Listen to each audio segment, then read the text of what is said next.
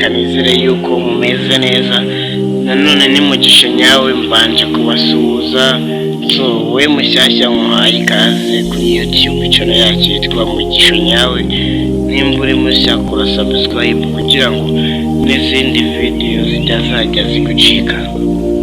Uyu munsi hari isomo tuje kwiga. Uyu munsi ngiye kwigisha kumenya inshuti y'ingenzi mu buzima bwawe, inshuti magara n'inshuti za nshuti zitari izanyazo.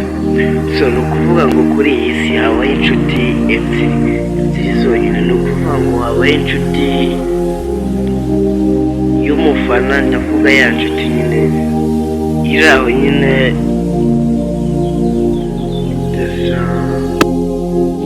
hakabaho na ya nshuti rero, inshuti magara y'akadakuka.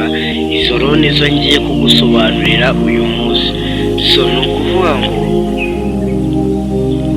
Ni ukuvuga ngo mu nshuti habamo, reka dutangire rero ku nshuti nyayo. Ni ukuvuga ngo reka dutangire ku nshuti navuze imeze nk'umufana. Ni ukuvuga ngo inshuti imeze nk'umufana rero ni ya nshuti ikumenya mu gihe umeze neza, uri mu byishimo, mbese nyine hari icyo uri kumumarira, ariko waba umukeneyeho ubufasha akakwereka ko mutari kumwe. Iyo rero niyo nshuti mvuga y'umufana, ya nshuti itakumenya mu byago, ya nshuti mumenyana ari uko umeze neza nta kantu umukenera, ariko wamukeneraho ubufasha akakwereka ko mutari kumwe. Iyo niyo nshuti imeze nk'umufana mvuga. Inshuti magara rero ni ukuvuga ngo inshuti magara ni ya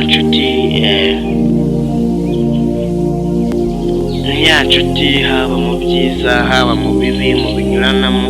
Ni ukuvuga ngo inshuti magara ushobora kuba uri mu bibazo, mukaba muri kumwe, mukenera ubufasha, afite ubushobozi bwo kuba yagufasha akagufasha.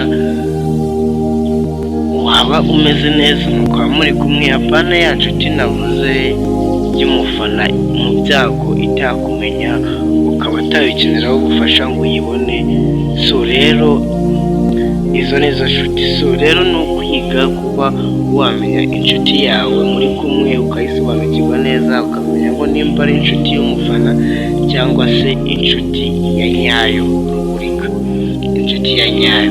Ndakeka rero wowe tubanye muri iyi video ubashije kubisobanukirwa. Wakunze iyi video